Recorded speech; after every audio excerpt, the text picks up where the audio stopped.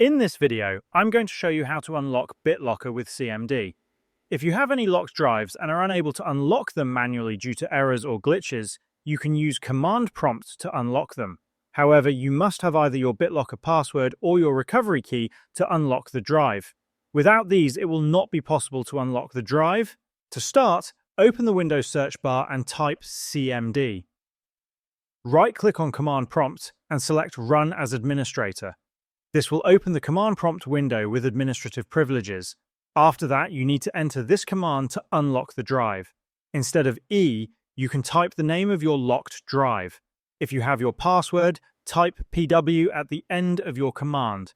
Then, simply type your password and hit Enter. Once you confirm it, the drive will be successfully unlocked.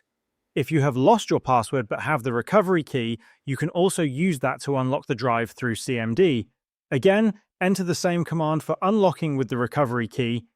This time, instead of PW, enter recovery password and then paste your recovery key at the end of it. After you confirm the key, the drive will be unlocked successfully.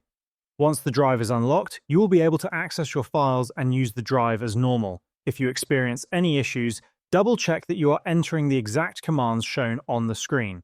And this is how you can unlock BitLocker with CMD.